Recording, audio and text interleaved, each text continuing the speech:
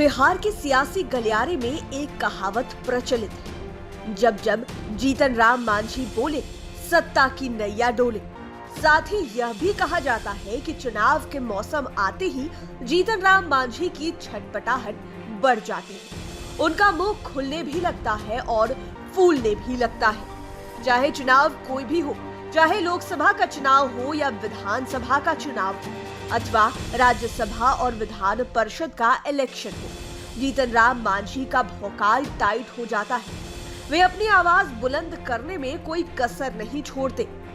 अब आप ताजे मामले को ही देख लीजिए। राज्यसभा चुनाव को देखते हुए उन्होंने एक बार फिर अपना मुंह फुला लिया है। उन्होंने ट्वीट कर कल कहा भी था कि विधान परिषद या राज्यसभा की एक सीट की मांग, हमें एनडीए में मिले उचित हिस्सा। मांझी की इस मांग के बाद सियासी गलियारे में अचानक गर्माहट आ गई। यहाँ तक कि सीएम नीतीश कुमार को भी बोलना पड़ा। नीतीश कुमार ने कहा कि कोई भी अपनी मांगों को रख सकता है, मांग रखने में कोई बुराई नहीं है। दरअसल बिहार की पॉलिटिक्स बिल्कुल ऊंट की तरह है। यह सियासी ऊंट किस करवट बैठेगा, पहले से कोई अंदाजा नहीं रहता। कल तक एक दूसरे को गलियाने वाले नेता दूसरे दिन गलबहिया करते नजर आते। इसके एक नहीं ढेरों उदाहरण हैं। इन दिनों कुछ ऐसा ही नजारा बिहार के सियासी गलियारे में देखने को मिल रहा है। बीजेपी नेता दबी जुबान से एनडीए में शामिल जेडीयू नेताओं पर तंज कस रहे हैं। नेता प्रतिपक्ष तेजस्वी यादव येन केन प्रकारेण मुख्यमंत्री नीतीश कुमार से मिल रहे हैं। कांग्रेस गाहे बगाहे आरजेडी को आंखें दिखा रही है। पूर्व मुख्यमंत्री जीतन राम मांझी की पार्टी हम भी एनडीए में रहते हुए बीजेपी को गलिया रही है। हम पार्टी के राष्ट्रीय महासचिव दानिश रिजवान ने यूपी के बहाने बीजेपी को काफी तगड़े से सुना दिया है। बीजेपी के बड़बोले नेताओं को कलंक तक बता दिया। दरअसल यूपी के ज्ञान व्यापी मस्जिद सर्वे मामले में अभी नेशनल पॉलिटिक्स में सुर्खियां बटोरी जा रही है। इसे लेकर बिहार बीजेपी के विधायक हरिभूषण ठाकुर ने पक्ष में बयान देकर सियासी पारे को बढ़ा दिया है। हरिभूषण ठाकुर ने कहा कि 30,000 मंदिरों को तोड़कर मस्जिद बनाया गया है।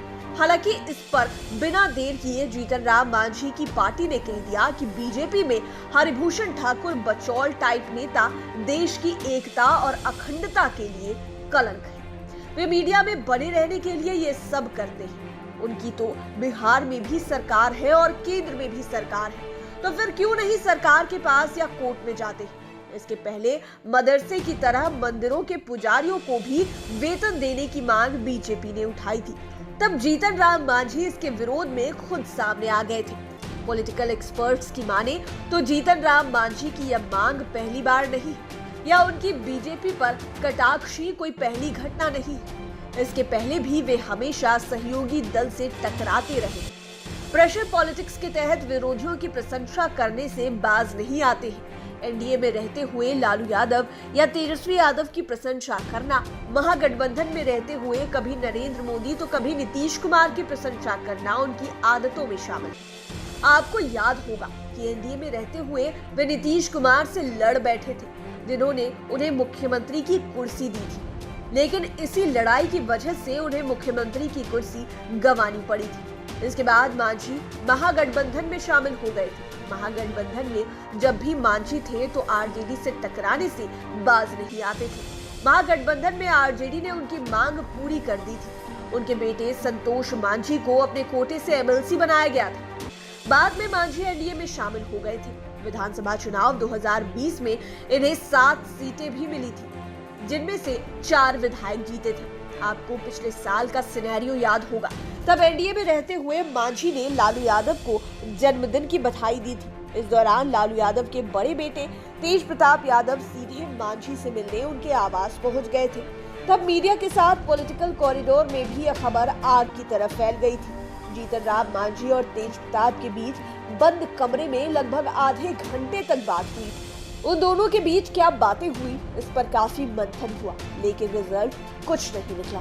हालांकि इस खास मिलन के बाद दोनों नेता मीडिया के सामने आए और रटा रटाया जवाब दिया। दोनों नेताओं ने कहा कि यह राजनीतिक मुलाकात नहीं है, गैर राजनीतिक संगठन बनाने पर बात हुई है। इस तरह की बातें और मुलाकातें तमाम नेताओं के बीच होती रहनी चाहिए।